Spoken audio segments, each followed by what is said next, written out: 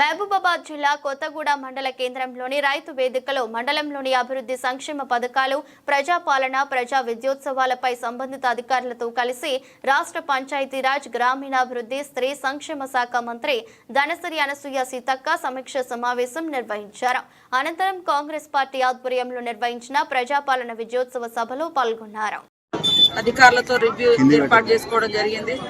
గ్రామీణ ప్రాంతాల్లో కొంత గ్రామస్థాయి సర్పంచులు కానీ ప్రజాప్రతినిధులతో కొన్ని ఇబ్బందులు మేము ఫేస్ చేస్తా ఉన్నాం. అందుకని ఎప్పటికప్పుడు అధికారులను అభివృద్ధి కార్యక్రమాలు చేపట్టుటకు వారిని సమాయత్తం చేయడం కోసం కూడా రివ్యూ ఏర్పాటు చేసుకుని, అదేవిధంగా మండల అధ్యక్షతన మరి కొత్తగూడ మండల కేంద్రంలో కూడా ప్రజాపాలన విజయోత్సవ ర్యాలీ కూడా నిర్వహించుకోవడం జరిగింది.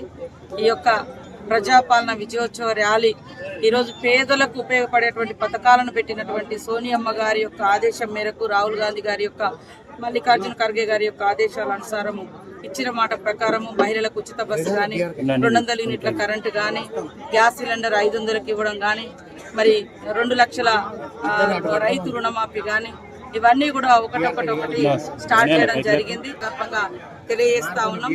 కానీ ప్రజలలో కాంగ్రెస్ పార్టీకి వచ్చినటువంటి ఆదరణ లేదా మేము ప్రకటించేటువంటి స్కీమ్లన్నీ కూడా ఇంప్లిమెంటేషన్లోకి వస్తుంటే వెంటనే దానికి వ్యతిరేకంగా కావాలని ప్రత్యేకంగా కొంతమంది వాళ్ళ మనుషులను పెట్టుకొని వీడియోలు చేసి ఒక బస్సును కూడా అడ్డుకునేటువంటి కుట్ర, ఒక బస్సు ఎవడు పెట్టమన్నాడు. ఇంప్లిమెంటేషన్ అయితే తట్టుకోలేక బీఆర్ఎస్ నాయకులు వాటి మీద యూట్యూబ్ ఛానల్ పెట్టి ఉల్టా ప్రచారం చేస్తారు. ఇవాళ మీరు 100 ఎకరాలు ఉన్న వాళ్ళకు కూడా మీరు రైతు బంధు వేసినప్పుడు ఏ పేదింటి బిడ్డ నాకెందుకు ఇయ్యలేదని రోడ్డును ఎక్కి కూర్చోలే, వాళ్ళని మేము అట్లాంటి దాన్ని తీసుకురాలే. కానీ ఈరోజు పేదింటి బిడ్డలకు ఉచితంగా బస్సు ఇస్తే, పేదింటి వాళ్ళకు గుడిసె లేకున్నా చెట్టు కింద ఉన్నా కూడా 200 యూనిట్ల కరెంటు వస్తుంటే, అదేవిధంగా మేము 10 ఏళ్ల కింద మరి 500 గ్యాస్ సిలిండర్ ఇస్తే బీజేపీ బీఆర్ఎస్ 1200 చేసింది.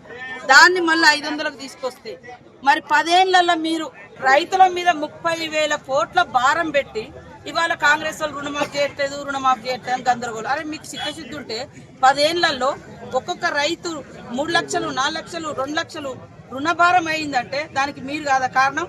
మీరు ఏమన్నారు? మేము రైతును రాజు చేసినాం అన్నారు. మరి రైతు రాజు అయితే వాళ్ళ మీద 30,000 కోట్ల భారం ఎట్లా పడ్డది?